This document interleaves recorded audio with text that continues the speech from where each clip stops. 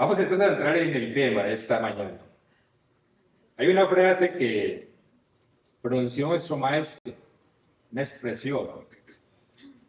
Él dijo: Jerusalén, Jerusalén, que matas a los profetas y apedreas a los que te son enviados. ¿Cuántas veces quise juntar tus hijos, como la gallina junta sus polluelos debajo de las alas, y no quisiste? Yo reflexionaba un poco en esas palabras que pronunció nuestro maestro, y las encuentro que tienen un toque de tristeza, un toque de melancolía, y también tienen como un toque de ternura, porque dice: los quise juntar como la gallina junta sus polluelos bajo la protección. La gallina junta, los que han estado conocen algo de la vida campestre. Yo en mi juventud vivíamos en una finca y recuerdo que mi mamá tenía como 60 gallinas, yo las recuerdo porque ella las contaba todas. Entonces yo veía cómo se daba eso, y cómo la gallina, cuando tenía los pollitos muy lindos, que la seguían a todas partes, y cuando la gallina se echaba, los pollitos se cobijaban debajo de las alas, buscando esa protección, y ahí estaban todos juntos, aceptando esa protección que les daba la mamá gallina. ¿Cuántas veces quiso nuestro Señor Jesucristo, desde que era el Verbo en el antiguo pacto, quiso que su pueblo, que Jerusalén, en general su pueblo Israel, estuviese junto, unido, organizado, bajo la protección de Dios? Pero el pueblo de Israel, por una u otra razón, no quiso, no lo permitió. Prefirieron seguir sus propias ideas, prefirieron seguir sus propios razonamientos, y pervirtieron la verdad, y contaminaron la doctrina, y siguieron dioses falsos y extraños. Por ejemplo, si me quieren acompañar al primer libro de los Reyes, en Primero de Reyes, capítulo 18, encontramos algo de esto. Primero de Reyes, capítulo 18, leamos a partir del versículo 20. Ustedes conocen la historia, el contexto, que se da un enfrentamiento entre los falsos profetas y Elías. Y dice el versículo 20: entonces acá, Primero de Reyes 18:20, entonces acá convocó a todos los hijos de Israel y reunió a los profetas en el monte Carmelo. Versículo 21, y acercándose Elías a todo el pueblo dijo: ¿hasta cuándo claudicaréis vosotros entre dos pensamientos? Si el Eterno es Dios, seguidle, y si Baal, id en pos de él. Y el pueblo no respondió palabra. Y en la Nueva Traducción Viviente dice: ¿hasta cuándo seguirán indecisos, titubeando entre dos opiniones?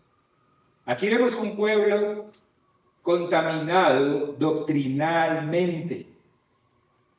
Unos probablemente creían en la doctrina correcta, otros creían en doctrina de Baal, y otros, tal vez la mayoría, un poquito de aquí y un poquito de allá. Creían un poquito lo que encontramos en las Escrituras, pero también se dejaban convencer de doctrinas raras y extrañas, de cuentos que podían sonar muy fascinantes, pero que no provenían de la verdad.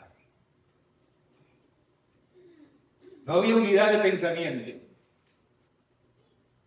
Y obviamente, al no haber unidad de pensamiento entre ellos, desde el punto de vista doctrinal, tampoco tenían una completa unidad con el verdadero Dios.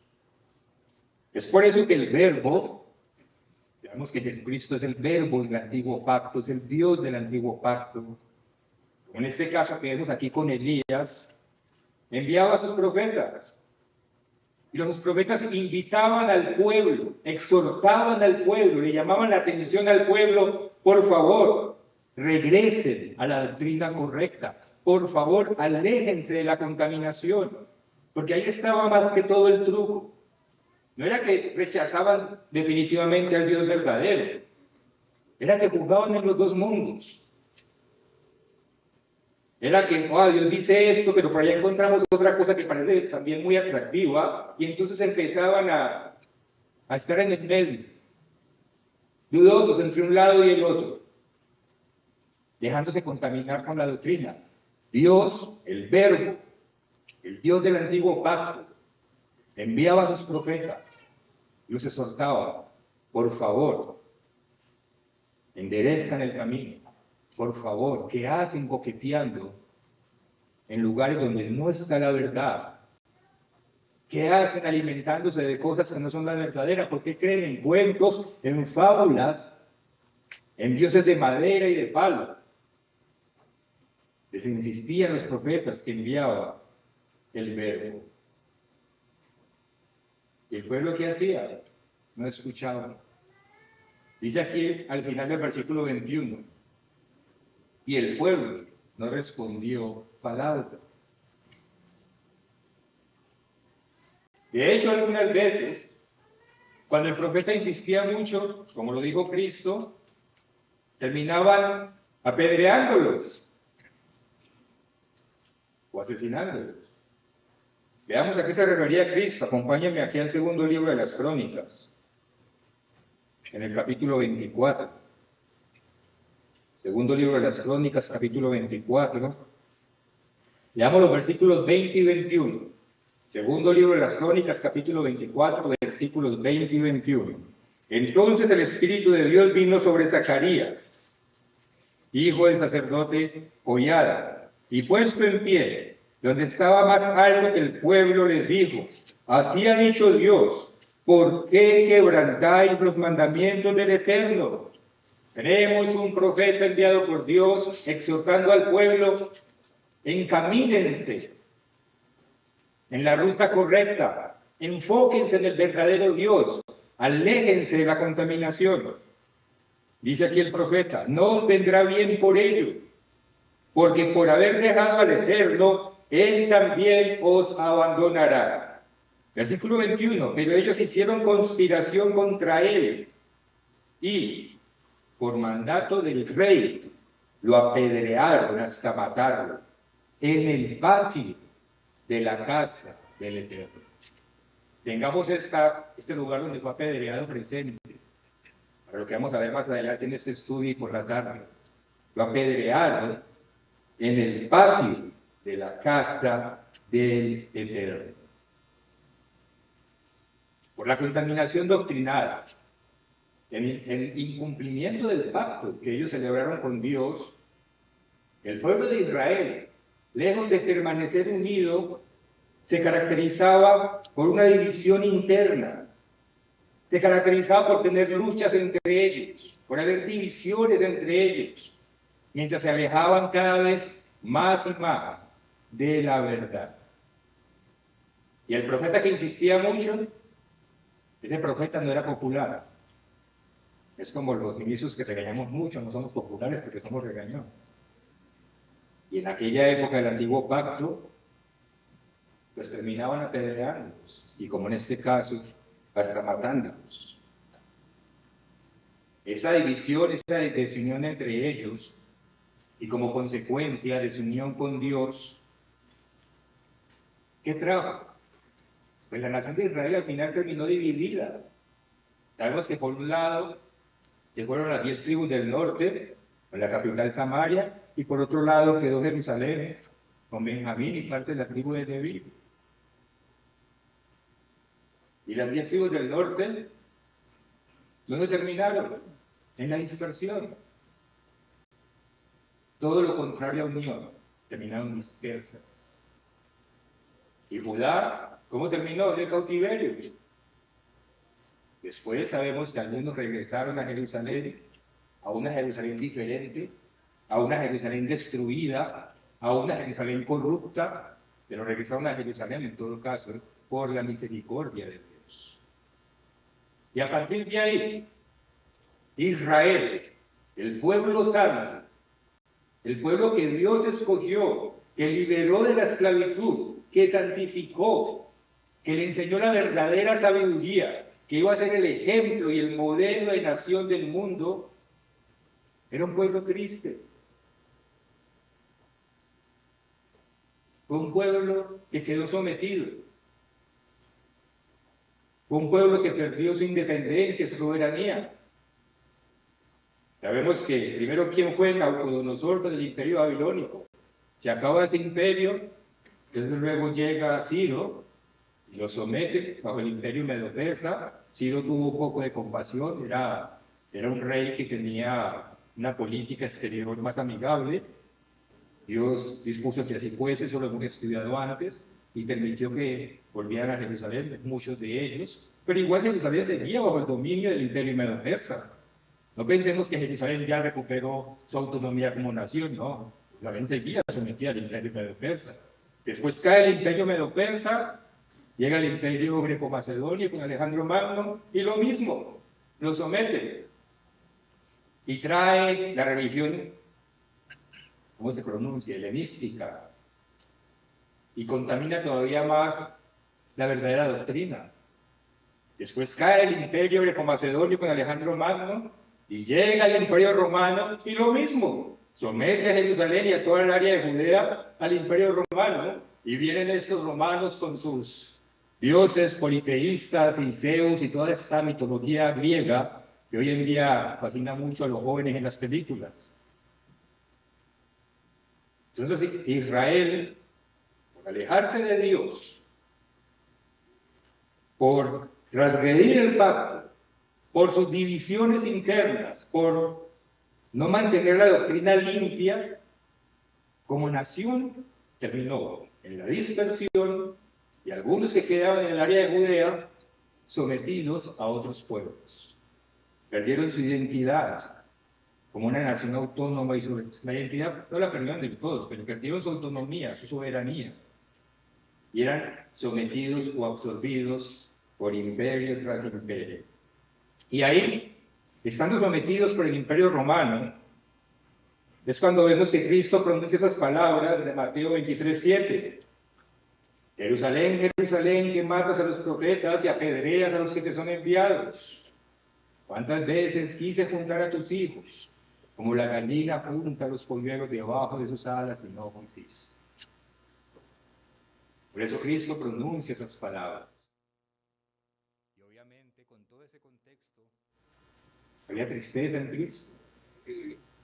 Había algo de melancolía en esas palabras, dolor y ternura, por un pueblo, por una nación que debe haber sido la nación más magnífica de la tierra, pero no se pudo, no quiso ser. Leamos el contexto específico en el que Cristo, nuestro Maestro, dijo estas palabras. Vamos al Evangelio de Mateo, en el capítulo 23. Mateo 23. Leamos a partir del versículo 29.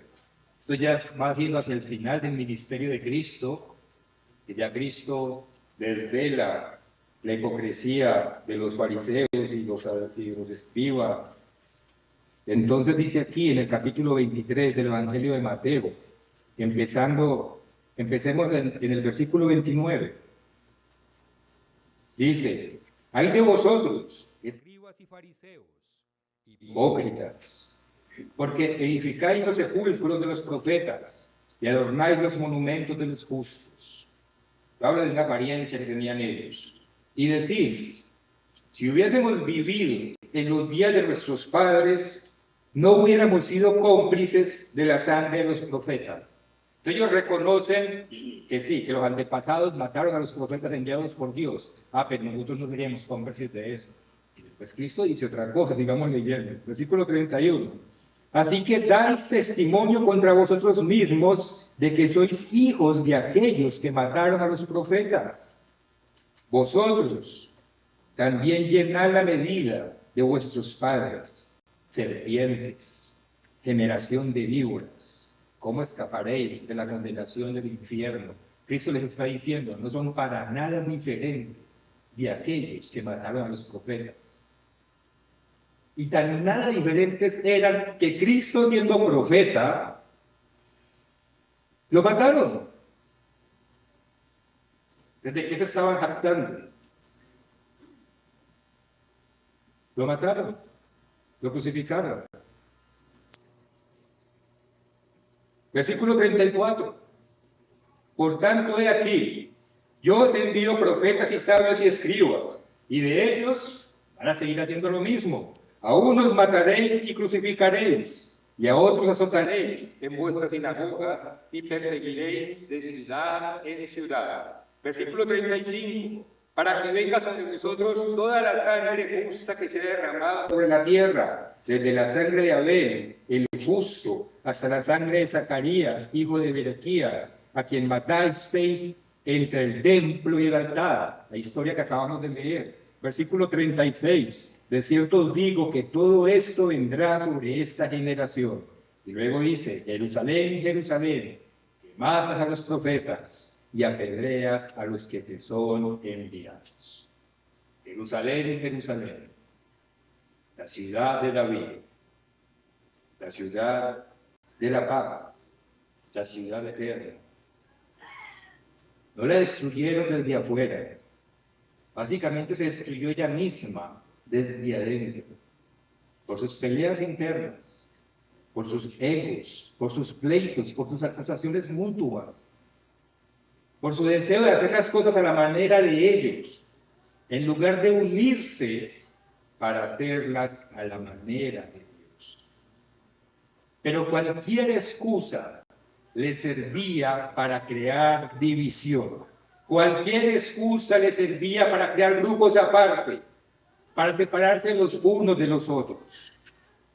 Lo sabemos muy bien, por ejemplo, aquí en la época de Cristo, en esta época apostólica, cuando estaban bajo el poder del Imperio Romano, desde el punto de vista religioso, Jerusalén se encontraba dividida tal vez en 6, 7 grupos, denominaciones o sectas diferentes.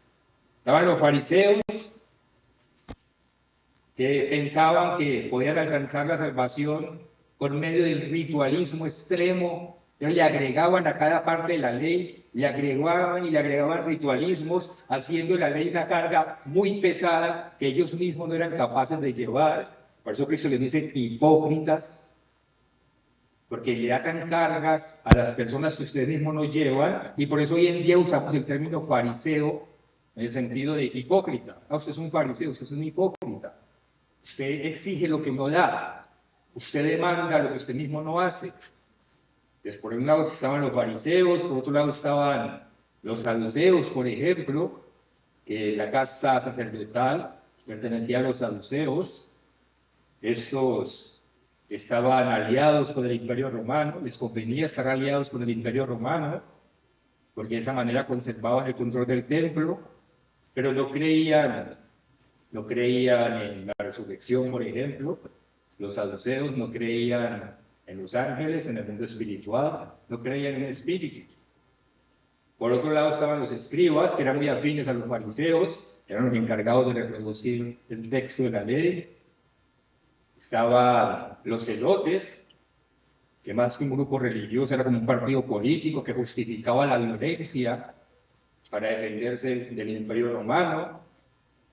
Estaban los esenios, que eran grupos de personas que se unían a las afueras de Jerusalén, vivían a las afueras de Jerusalén y practicaban la austeridad.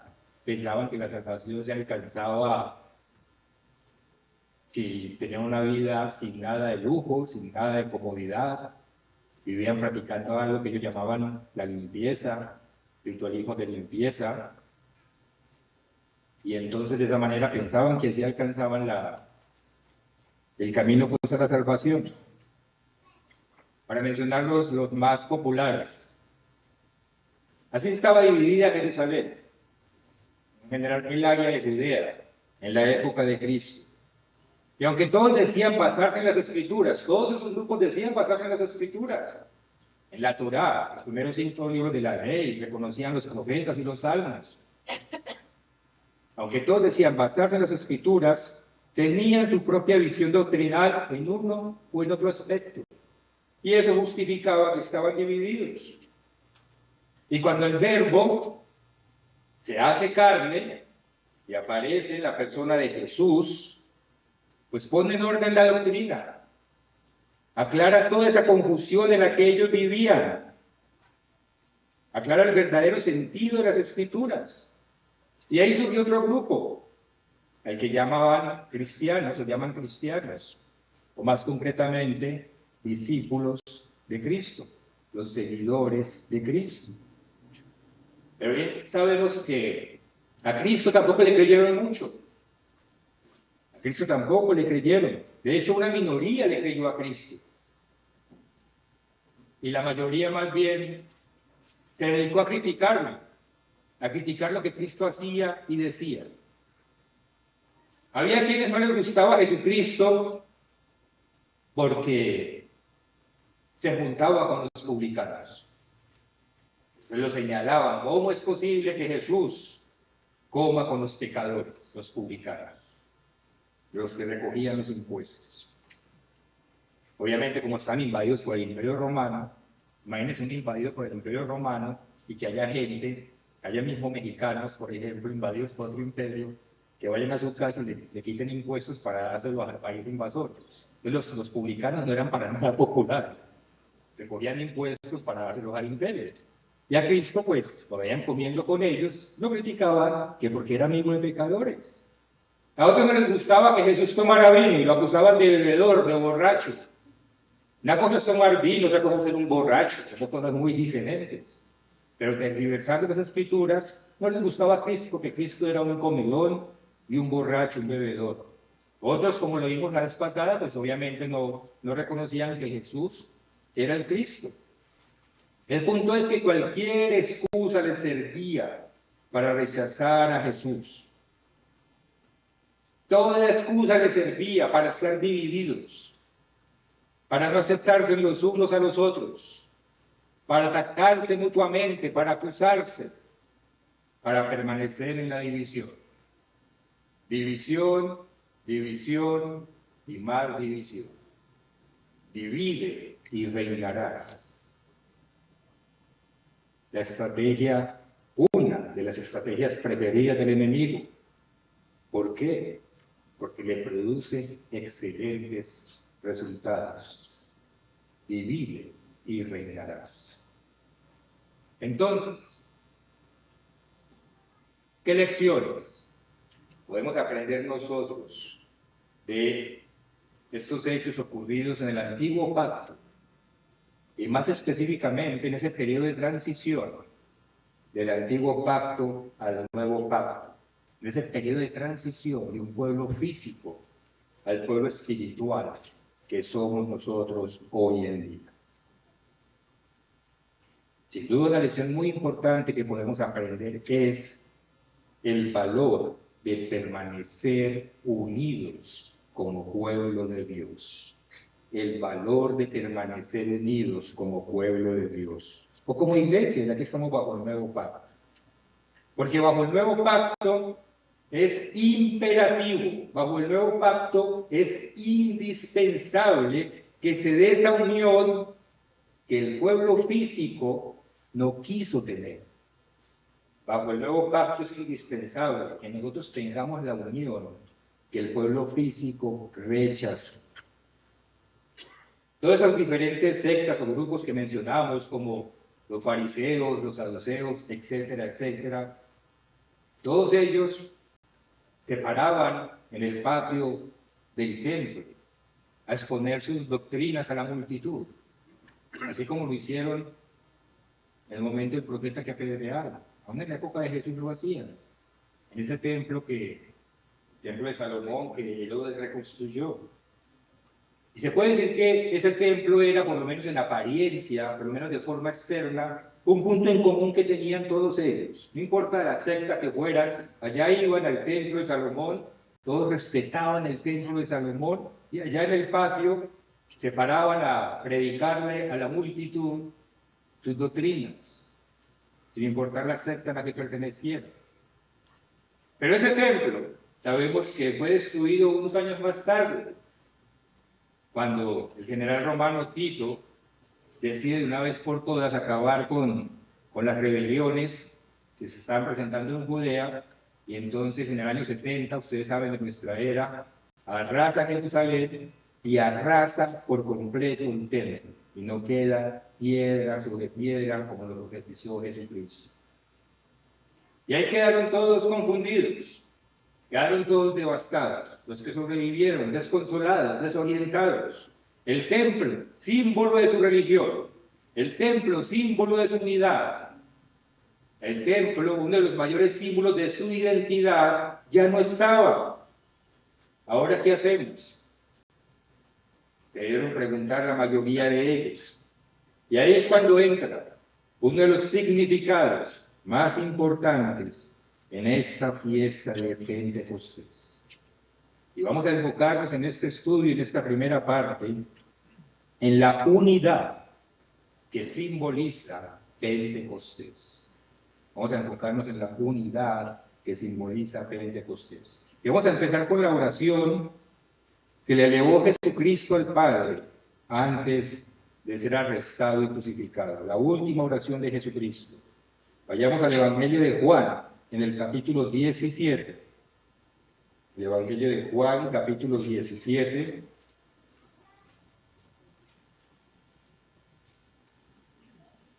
Y leamos a partir del versículo 6.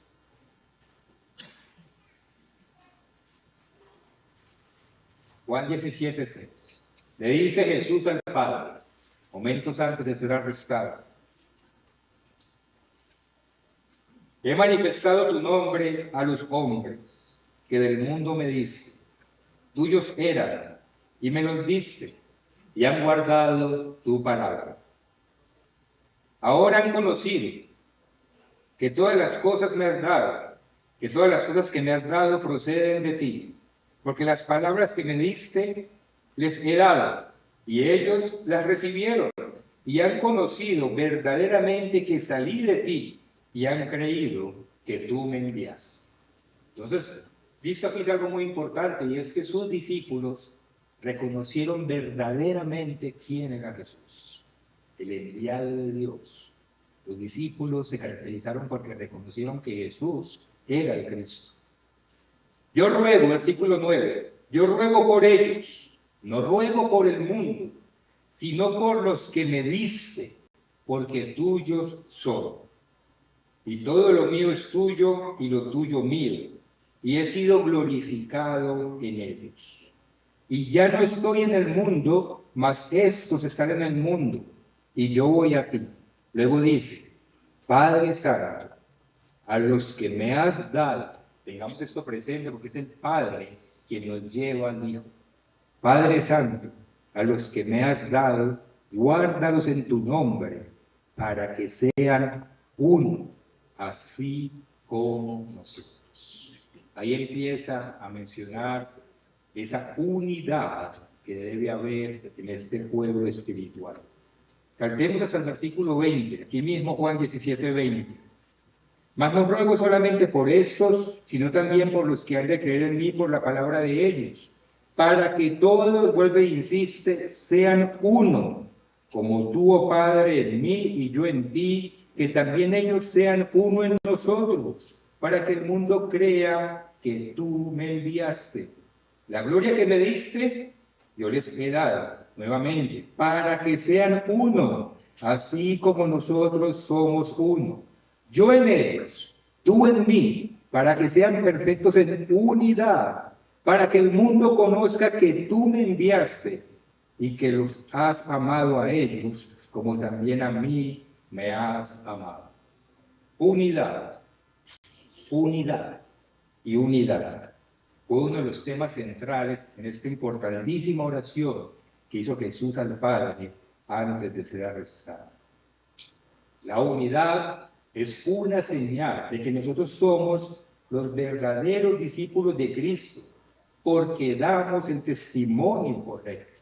Esos 40 días en los que venimos después de la Pascua, se ha hablado del conteo, el señor Oscar Medina dio un sermoncillo sobre el conteo, el señor Medina también habló de eso, de este conteo desde la Pascua hasta ahora, desde que se decía la gavilla, hasta llegar al día de Pentecostés. Y durante ese periodo de tiempo que acabamos de terminar, Jesucristo se le apareció a sus discípulos por 40 días. Y al final les dijo que no se fueran de Jerusalén, sino que se quedaran ahí juntos y esperaran la promesa del Espíritu Santo. Vamos al libro de los Hechos en el capítulo 1. En Hechos capítulo 1. Leamos del versículo 1 al 5.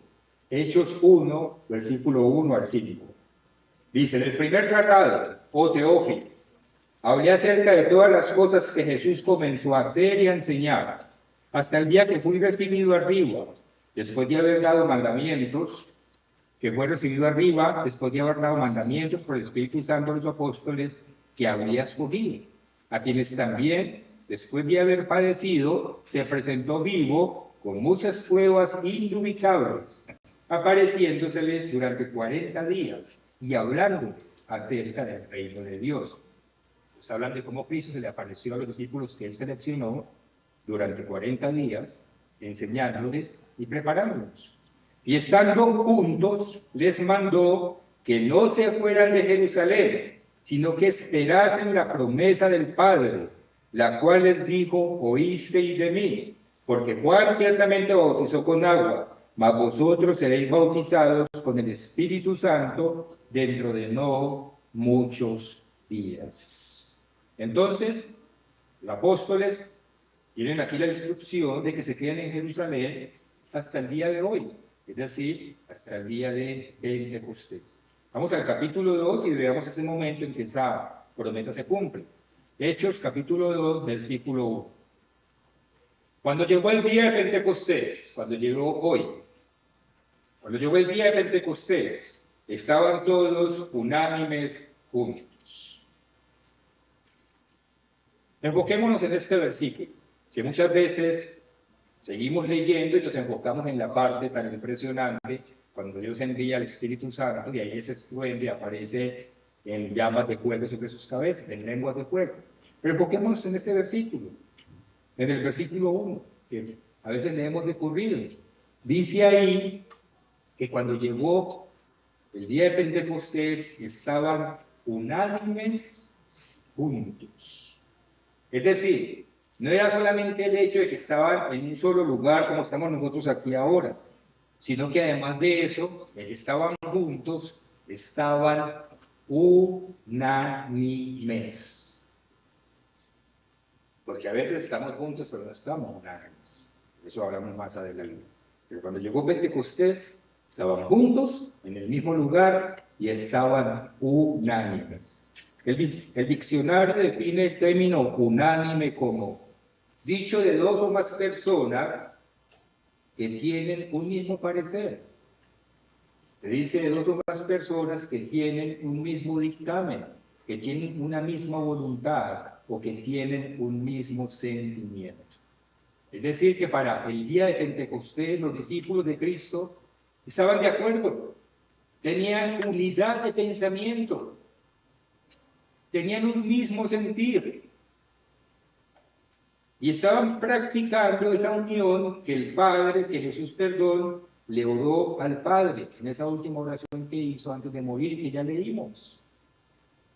Y esa unidad, esa unanimidad era indispensable para que Jesús enviara, para que Dios enviara al Espíritu Santo el día de Pentecostés.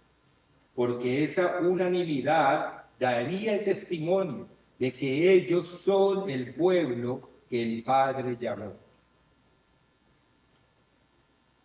Por eso, como lo vamos a ver en la tarde, cuando sucede este hecho, y estaba esa unidad del pueblo, de los discípulos, y Cristo y Dios envía su Espíritu Santo, por eso se da esa situación magnífica y extraordinaria, de que ese día se unieron muchísimos a la iglesia de Dios, porque pudieron dar el testimonio correcto. Otra vez, Juan 17:23, un poquito más atrás. Vuelve y dice, Cristo al Padre orándole, yo en ellos y tú en mí, para que sean perfectos en unidad, para que el mundo conozca que tú me enviaste y que los has amado a ellos, o también a mí me has amado. Entonces, por tener esa unidad, pudieron dar el testimonio correcto y una gran multitud creyó y se unió ese día a la iglesia. Ese tema de la unidad es fundamental para Pentecostés, porque cuando estudiamos el primer Pentecostés en el Antiguo Pacto, vemos que esa unidad también estaba presente, vemos que esa unanimidad, porque quiero que diferenciemos, como lo acabamos de leer, el estar juntos del estar unánimes. Aquí estamos juntos. La pregunta es, ¿estamos todos unánimes? Pues para Pentecostés vimos que así tenían que estar. Y miremos que en el primer Pentecostés, en el Antiguo Pacto, también se presenta esa característica. Vamos al libro del Éxodo y repasemos ese hecho tan importante que hoy es el día para repasarlo. Éxodo en el capítulo 19. Empecemos en el versículo 1. Éxodo 19, 1. Dice: en el mes tercero de la salida de los hijos de Israel de la tierra de Egipto, en el mismo día llegaron al desierto de Sinaí. Habían salido de Refidim y llegaron al desierto de Sinaí y acamparon en el desierto, y acampó allí Israel delante del monte. Y Moisés subió a Dios, y el Eterno lo llamó desde el monte diciendo: así dirás a la casa de Jacob y anunciarás a los hijos de Israel: vosotros visteis lo que hice a los egipcios, y cómo os tomé sobre alas de águila, y os he traído a mí. Ahora pues, si diereis oído a mi voz, y guardareis mi pacto, vosotros seréis mi especial tesoro sobre todos los pueblos, porque mía es toda la tierra. Y vosotros me seréis un reino de sacerdotes y gente santa. Era esa especialidad que Dios le dio al pueblo de Israel, y que, como lo leímos al principio, ellos rechazaron y lo despreciaron contaminándose con el mundo. Versículo 6, vosotros me seréis un reino de sacerdotes y gente santa. Estas son las palabras que dirás a los hijos de Israel. Entonces vino Moisés y llamó a los ancianos del pueblo y expuso en presencia de ellos todas estas palabras que el Eterno le había mandado. Versículo 8, y todo el pueblo respondió a una. Ahí está la unanimidad. Estaban juntos a los pies del monte Sinaí, pero vemos lo que pasa aquí, versículo 8. Todo el pueblo respondió a una y dijeron: todo lo que el Eterno me ha dicho, haremos. Todo lo que el Eterno ha dicho, haremos. Entonces, el pueblo no estaba solamente junto a los pies del monte Sinaí, sino que tenían unidad de pensamiento. Estaban todos de acuerdo. Todos pensaron lo mismo. Vamos a hacer lo que nos dijo el Eterno. Tenían la misma voluntad o pensamiento. Estaban de acuerdo en seguir las instrucciones de Dios. Pero sigamos leyendo la historia, versículo 9. Entonces el Eterno dijo a Moisés: he aquí yo vengo a ti en una nube espesa. Sabemos que esto ocurre el día de Pentecostés, cuando esto va a ocurrir. Entonces el Eterno dijo a Moisés: he aquí yo vengo a ti en una nube espesa, para que el pueblo oiga mientras yo hablo contigo, y también para que te crean para siempre. Y Moisés refirió las palabras del pueblo al Eterno. Versículo 10. Y el Eterno dijo a Moisés: ve al pueblo y santifícalos hoy y mañana, y laven sus vestidos. Aquí vemos que se da una santificación. Estamos bajo el antiguo pacto, que era físico. Entonces esa santificación se simboliza que ellos lavaban sus vestidos y estaban limpios para poder ser apartados. Simbolizaba que se lavaban la inmundicia del mundo. Recordemos que en la oración que Jesús le hizo al Padre, Él también le dice Jesús al Padre: santifícalos en tu verdad, tu palabra es verdad. Entonces se da una santificación en el nuevo pacto, pero también aquí en el antiguo pacto vemos una santificación a los pies del monte Sinaí. ¿Y con cuál verdad se santificaba el pueblo? Sigamos leyendo, versículo 11. Estén preparados para el día tercero, porque al tercer día el Eterno descenderá a ojos de todo el pueblo sobre el monte Sinaí. Versículo 17, Éxodo 19, 17. Y Moisés sacó del campamento al pueblo para recibir a Dios, y se detuvieron al pie del monte. Entonces vamos viendo un paralelo de cómo aquí el pueblo santificado, la parte física, se lavan, entonces se quitan simbólicamente las impurezas del mundo y se preparan para recibir a Dios.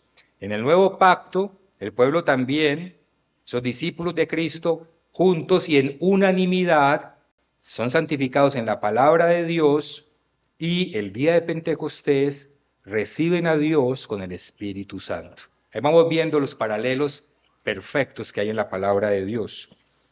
Muy bien, continuemos en el versículo 18. Todo el monte Sinaí humeaba, porque el Eterno había descendido sobre él en fuego, y el humo subía como el humo de un horno, y todo el monte se estremecía en gran manera. Capítulo 20, versículo 1. Aquí vamos a ver esa verdad en la que eran santificados. Y habló Dios todas estas palabras diciendo: Yo soy el Eterno tu Dios, que te saqué de la tierra de Egipto, de casa de servidumbre. No tendrás dioses ajenos delante de mí. Y empieza Dios a dar lo que conocemos como los 10 mandamientos. Esa verdad que santificaría a este pueblo, que lo haría un pueblo diferente a las demás naciones del mundo. Esa verdad que haría de Israel un pueblo sabio, diferente, justo, como ningún otro pueblo sobre la faz de la tierra. Y vemos que no son solamente los 10 mandamientos lo que Dios les da, en esa verdad que los santifica. Si nosotros seguimos leyendo los capítulos siguientes, vemos que también en el capítulo 21 hay leyes sobre actos de violencia, ¿sí? Hay leyes sobre la restitución cuando se apropian o roban, hay leyes leyes humanitarias, nos dan las fiestas anuales en el capítulo 23, y así Dios da diferentes leyes, toda su ley que santifica al pueblo. Llegamos al capítulo 24 y versículo 1. Dice: y dijo el Eterno a Moisés: sube ante el Eterno, tú y Aarón, Nadab y Abiú, y 70 de los ancianos de Israel, y os inclinaréis desde lejos. Pero Moisés solo se acercará al Eterno. Ellos no se acerquen, ni suba el pueblo con él. Versículo 3. Y Moisés vino y contó al pueblo todas las palabras del Eterno y todas las leyes, esas leyes que están en los capítulos anteriores. Y todo el pueblo respondió una voz y dijo: haremos todas las palabras que el Eterno ha dicho. Entonces vemos que hay una unanimidad, hay unidad de pensamiento. No se trataba solamente de estar juntos en el mismo sitio, se trataba que además de eso estuviesen de acuerdo, que tuvieran una misma idea, que tuvieran una misma meta, que tuvieran un mismo propósito, que tuvieran una misma doctrina. Todo ello teniendo como base los mandamientos y las leyes de Dios. Y fue así, en esa unión y en esa unanimidad, como ellos empiezan su peregrinar hasta la tierra prometida. Ahora, estamos haciendo un paralelo entre el primer Pentecostés, aquí en el Antiguo Pacto, y el primer Pentecostés del Nuevo Pacto. Sigamos viendo cómo esa unanimidad, esa unidad de pensamiento también se da en el Nuevo Pacto, en el Pentecostés del Nuevo Pacto. Vamos a leer aquella parte donde se narra lo que se quedaron haciendo los discípulos de Cristo y los apóstoles mientras esperaban a que llegara el día de Pentecostés y Dios enviara su Espíritu Santo. Volvamos al libro de los Hechos, en el capítulo 1, Hechos 1, y leamos a partir del versículo 12. Hechos capítulo 1, versículo 12. Entonces vinieron a Jerusalén desde el monte que se llamaba el Olivar, el cual está cerca de Jerusalén, camino de un día de reposo. Y entrados, subieron al aposento alto, donde moraban Pedro y Jacobo, Juan, Andrés, Felipe, Tomás, Bartolomé, Mateo, Jacobo, hijo de Alfeo, Simón el celote, y Judas, hermano de Jacobo. Versículo 14, aquí está. Todos estos perseveraban unánimes. Todos estos perseveraban unánimes en oración y ruego con las mujeres y con María, la madre de Jesús, y con sus hermanos. Versículo 15. En aquellos días Pedro se levantó en medio de los hermanos y los reunidos eran como 120 en número. Entonces ahí vemos que más que estar juntos en un lugar, estaban unánimes. Tenían un mismo sentimiento, un mismo pensar, lo cual era indispensable para cuando llegara el día de Pentecostés. Porque como lo mencionamos ahora, podemos estar juntos, pero no necesariamente porque estemos juntos estamos en unanimidad.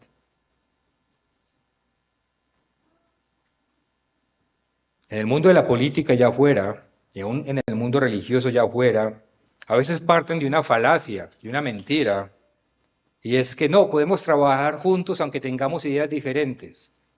Y a veces simulan una unidad para ganar más seguidores. Si estamos hablando de políticos, tal vez para ganar más votos. Y tal vez lo logran por un tiempo, pero más temprano que tarde terminan divididos. Y terminan más divididos que antes. ¿Por qué? Porque no hay unidad de pensamiento.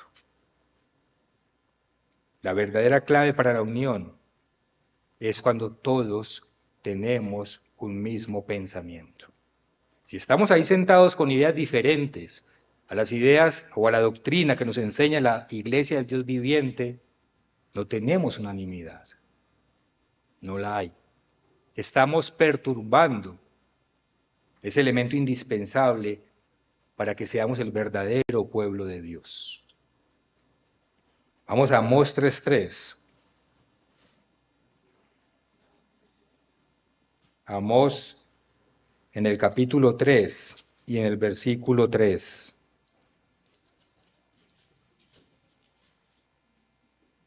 Dice aquí: ¿andarán dos juntos si no estuvieren de acuerdo? ¿Andarán dos juntos si no estuvieren de acuerdo? Pues no. No pueden andar dos juntos si no están de acuerdo en su forma de pensar. No pueden andar dos juntos si no tienen una misma meta. El uno va a arrancar para un lado y el otro va a arrancar para otro lado. En nuestro caso no podemos andar juntos si no tenemos exactamente la misma doctrina. Dos no pueden andar juntos si no tienen un mismo código al cual se someten. Dos no pueden andar juntos si no siguen a un mismo líder. No sucede así. Si no tenemos una unidad de pensamiento, si no tenemos un mismo sentir, si no tenemos una unidad en nuestro corazón, no podemos andar juntos. En nuestro caso, como Iglesia de Dios, ¿cómo es que andamos juntos? ¿Cuál es nuestro punto de encuentro? Pues nuestro punto de encuentro es el mismo que tuvo el pueblo de Israel en un comienzo. Es el Verbo hecho carne en la persona de Jesucristo, que murió y resucitó al tercer día. Jesucristo, quien como leímos, le oró al Padre para que nos diera unidad de pensamiento. Y volvamos a esa oración que le hizo Jesús al Padre y leamos aquella parte que nos pasamos por alto, en el Evangelio de Juan, en el capítulo 17. Pero esta vez leamos a partir del versículo 12, Juan 17:12. Dice Cristo: cuando estaba con ellos en el mundo, yo los guardaba en tu nombre. A los que me diste, yo los guardé. Dice, a los que me diste, yo los guardé. Y ninguno de ellos se perdió, sino el hijo de perdición, para que la escritura se cumpliese, refiriéndose a Judas. Pero ahora voy a ti, y hablo esto en el mundo, para que tengan mi gozo cumplido en sí mismos. Yo les he dado tu palabra, y el mundo los aborreció porque no son del mundo, como tampoco yo soy del mundo. No ruego que los quites del mundo, sino que los guardes del mal. No son del mundo, como tampoco yo soy del mundo. No somos del mundo porque somos santificados. Versículo 17, ahí lo dice. Santifícalos en tu verdad, tu palabra es verdad. Como tú me enviaste al mundo, así yo los he enviado al mundo. Y por ellos yo me santifico a mí mismo, para que también ellos sean santificados en la verdad. Mas no ruego solamente por estos, sino también por los que han de creer en mí por la palabra de ellos. Realmente se trata de un acto de misericordia del Padre que nos santificó. Realmente se trata de un acto de misericordia del Padre que nos seleccionó del mundo, nos apartó del mundo, como lo hizo con el pueblo físico de Israel. Así lo hace con nosotros bajo el nuevo pacto. Y nos abrió el entendimiento a la verdad por medio de Jesucristo.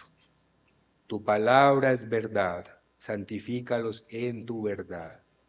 Esa misma palabra que Jesús, siendo el Verbo, le dio al pueblo de Israel en el monte Sinaí.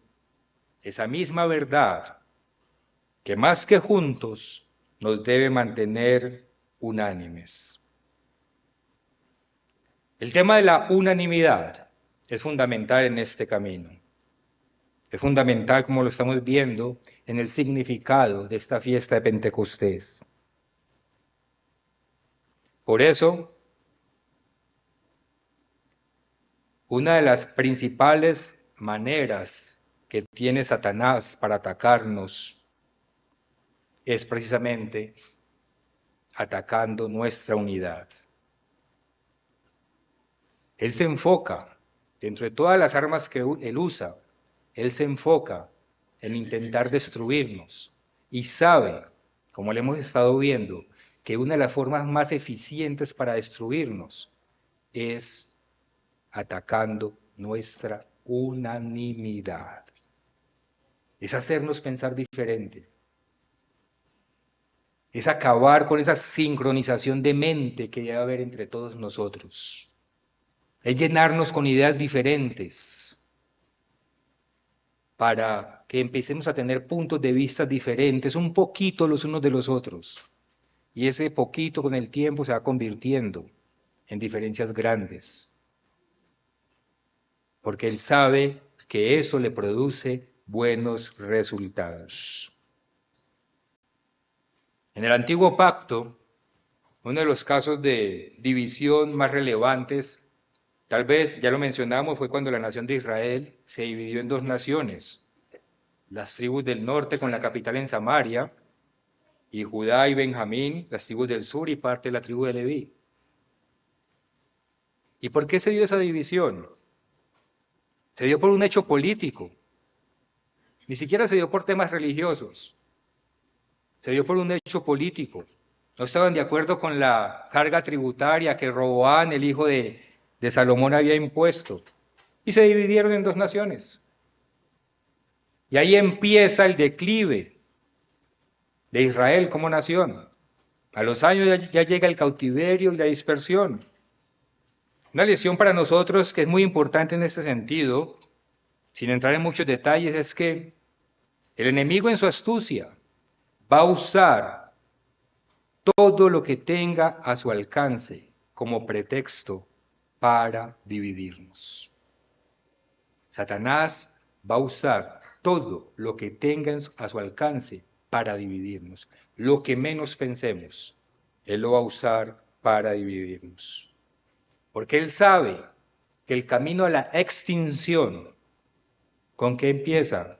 Con la división. Ya que ningún lugar en el que haya división puede mantenerse en pie. Vamos al Evangelio de Marcos. Marcos en el capítulo 3. Y leamos a partir del versículo 22. Marcos 3, versículo 22. Dice: pero los escribas que habían venido de Jerusalén decían que tenía Belzebú, estaban acusando a Jesús de estar poseído y que por el príncipe de los demonios echaba fuera a los demonios. Y habiéndolos llamado les decía en parábolas. Entonces Cristo les dice, ¿cómo puede Satanás echar fuera a Satanás? Si un reino está dividido contra sí mismo, tal reino no puede permanecer.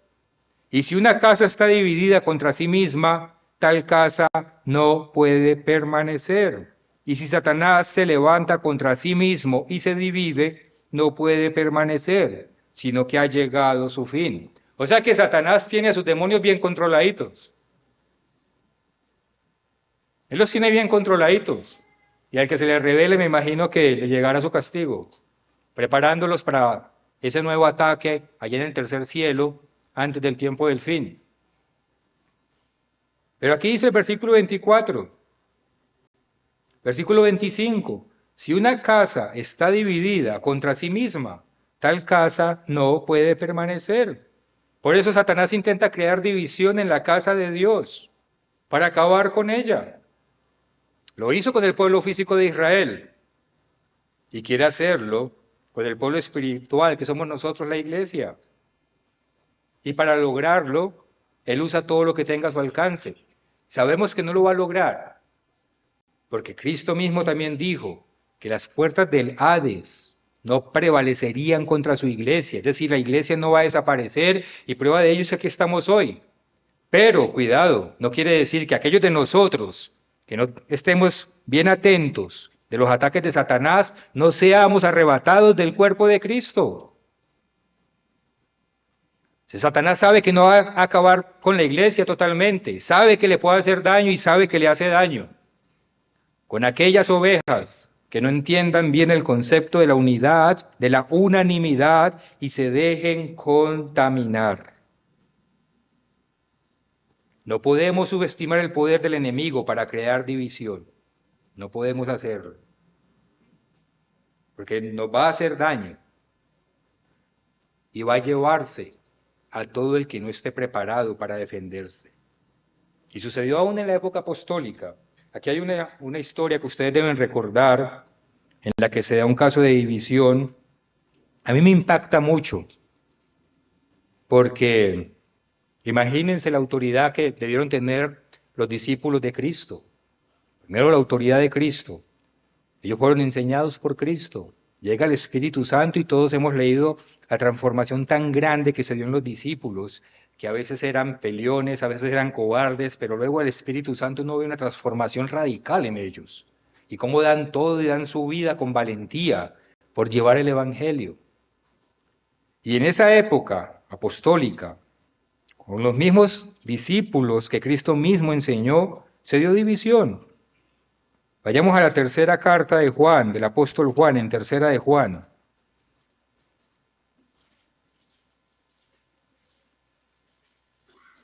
En el capítulo, nada más sino un capítulo, tercera de Juan, capítulo 1. Primera carta de Juan, capítulo 1. Tercera, capítulo 1, versículos 9 y 10. Tercera de Juan 1, 9 y 10. Dice aquí el apóstol, yo he escrito a la iglesia, pero Diótrefes, al cual le gusta tener el primer lugar entre ellos, no nos recibe. Versículo 10, por esta causa si yo fuere, recordaré las obras que hace parloteando con palabras malignas contra nosotros. Y no contento con estas cosas, no recibe a los hermanos, y a los que quieren recibirlos se los prohíbe y los expulsa de la iglesia. ¿No les parece increíble que el mismo apóstol Juan, el discípulo amado, no sea recibido en una de las congregaciones de la iglesia de Dios? Eso es lo que estamos viendo aquí. El mismísimo apóstol Juan no es recibido en una de las congregaciones de la iglesia de Dios. Diótrefes, ambicioso de poder, causó división y separó esa congregación del cuerpo de la iglesia.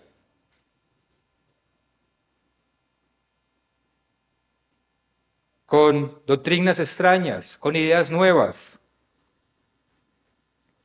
Y sabemos que esa división solamente pudo llegar a un solo lugar, a la extinción. Pero no a la extinción de la iglesia de Dios. La iglesia de Dios continúa y continúa y continúa. Prueba de eso somos nosotros que estamos aquí como iglesia de Dios. A la extinción de ese grupo que se paró Diótrefes, de esa casa que él mismo quiso levantar. Vayamos a Santiago, en el capítulo 4.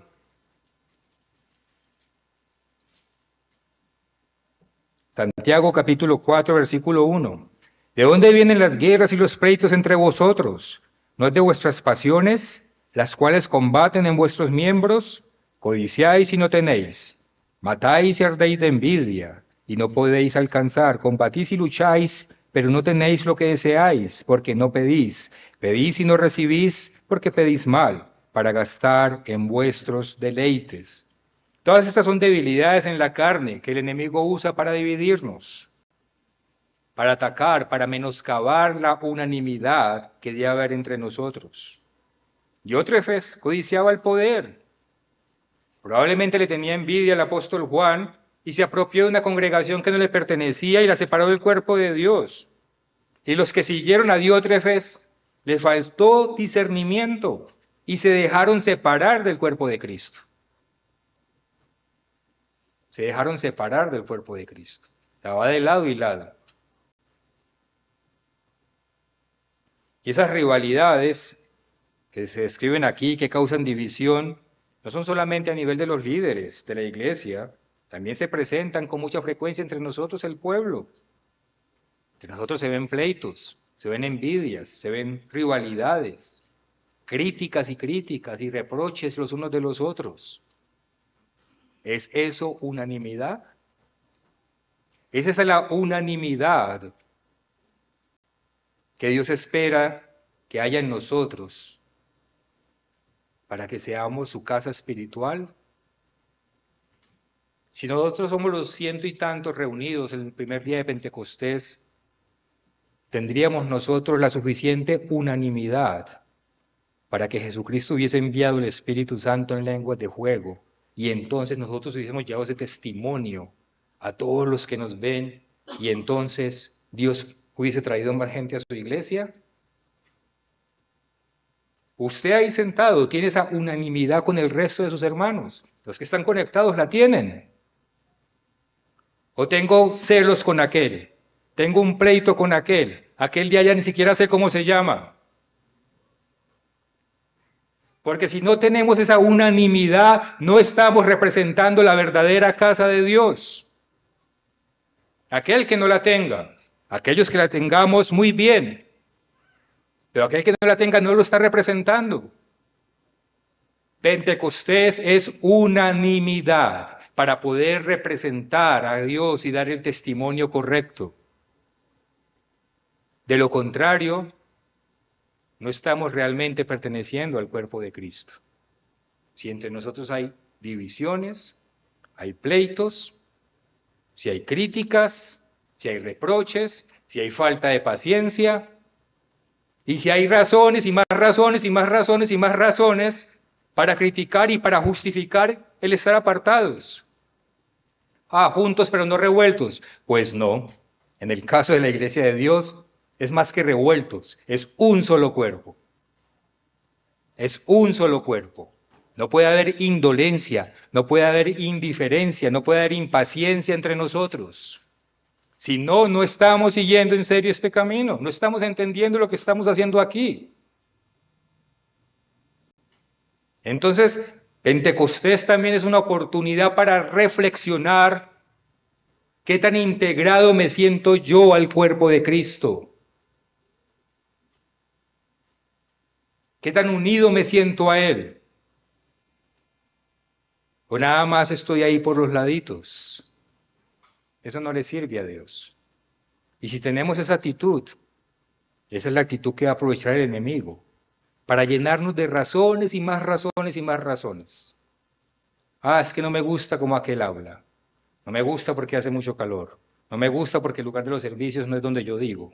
No me gusta por esto, no me gusta por lo otro, por lo que sea. Razones y razones y razones, lo vimos ya en el antiguo pacto y en el nuevo pacto. Razones y razones y razones que nos impiden realmente ser un solo cuerpo. Entonces tenemos que reflexionar en este Pentecostés si usted realmente está unido a este cuerpo o tiene ideas diferentes. O la iglesia sabe, como lo vamos a ver en la segunda parte, pero yo sé más. Como lo vamos a ver más adelante. Versículo 4. Oh almas adúlteras, Santiago 4:4. ¿No sabéis que la amistad del mundo es enemistad contra Dios? Cualquiera pues que quiera ser enemigo del mundo, cualquiera que quiera ser amigo del mundo, se constituye enemigo de Dios. Y este aspecto se refiere a nuestra santidad. Esa santidad de la que somos parte por medio de la palabra de Dios que nos apartó del mundo. Y cuando aquí se habla de ser amigos del mundo, no se refiere a tener un conocido en el mundo, pues todos tenemos conocidos en el mundo, sería imposible no tener conocidos y compartir con gente del mundo. Se está refiriendo a participar de las cosas del mundo que contradicen la voluntad de Dios. A eso se está refiriendo. Se está refiriendo a hacer las cosas que hace el mundo y de las cuales Dios no se agrada. Por ejemplo, celebrar la Navidad. Como mis amigos celebran la Navidad, entonces yo también la celebro con ellos para no agraviarlos. Eso es ser amigo del mundo. Tener comportamientos que no nos diferencian de ellos. Y si perturbamos nuestra santidad por tener amistad con el mundo, por mezclarnos con el mundo, por participar de sus costumbres, de sus festividades, pues como consecuencia, entre más nos unamos al mundo, más nos separamos de Dios y de su pueblo. Como lo veremos en la segunda parte, ser parte de la iglesia de Dios es toda una cultura, es la cultura de la Nueva Jerusalén. Por eso somos diferentes. Nosotros no tenemos ninguna ciudadanía de este mundo.